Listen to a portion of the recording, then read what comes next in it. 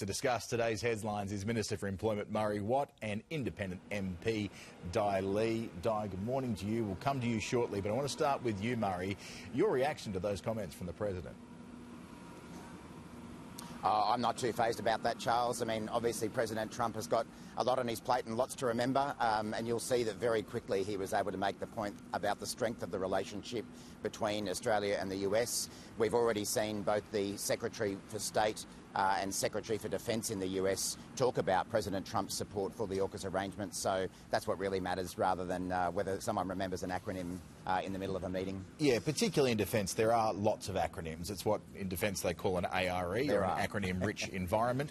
Dai, however, with Chinese warships lurking off Australia's coast, there is some doubt that comes from that kind of comment, isn't there? Well, at the moment, our community or our country, with this whole confusion with the Prime Minister's, conversation around being told about the Chinese warships in our naval. So I think we need to think of the security of our coastline. And I know that this morning about the airlines, not being notified as well, so that is concern. I think at this point in time, I think let's have a very calm and measured conversation, especially in the military circles. Yeah. I'm hoping that they will have that, so yeah. You're hoping those conversations are already... Right, yes, exactly. That's right. Murray, on those Chinese warships, Defence Department officials are now facing claims that effectively they shut out the airlines with the coordinates. Is something being hidden here? How has it taken so long for all of this to come out, and how were commercial airlines put in this position in the first place? Yeah, I mean, you would have seen over the last few days, Charles, that the Deputy Prime Minister, Richard Marles, has stepped through the series of events here.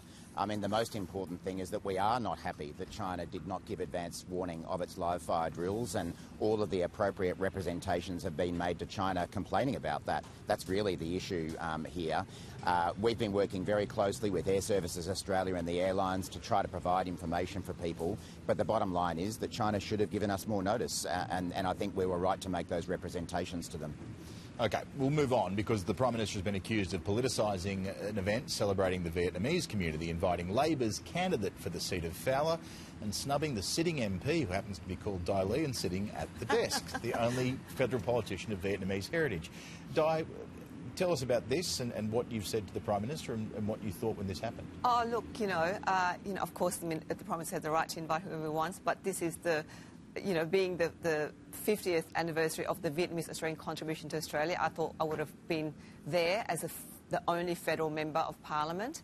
Yeah. And I think that, they've snubbed me in the past with the citizenship ceremony, so this is really, Labor doing a campaign, and he should actually be doing campaigning in his own private residence in the Copacabana place that he bought, not at the house of Kirribilli, and many other... And he should come to our community in Fowler if he wants to actually mark this, because there are many Vietnamese Australians that will not be marking this with him. If he really genuinely wants to do that, he should come to Fowler. Yeah. Murray, inviting the candidate when there isn't actually an election that's being called yet feels like it's politicising what should be a unifying event.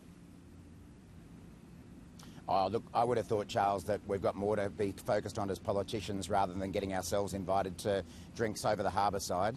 I mean, my understanding is that a number of state Labor MPs in New South Wales of Vietnamese heritage also haven't been invited to this event. I'm not too worried about who's getting invited to different events. What I'm focused on is making sure that we can support people in Dai's electorate and other electorates with cost of living support and protecting them from the wage cuts that Peter Dutton has got in mind when he changes our workplace laws.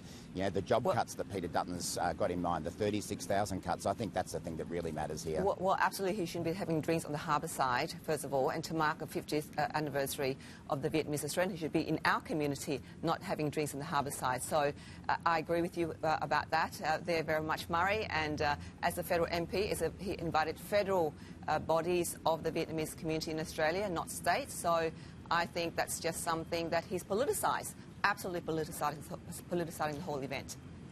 Well, the Murray, Prime really Minister quickly. hosts all sorts of public functions at Kirribilli House. Yeah, the Prime Minister hosts all sorts of events at Kirribilli House. He had a charity event there this week as well. But as I say, I think, you know, when you've got Peter Dutton up sometime soon this morning, maybe he can tell us where he's going to cut those jobs from. I think they're the things that really matter to people. In about 20 minutes' time, we'll get there eventually. Great to speak to both of you. Thank you, Dai. Thank you, Murray. Sarah.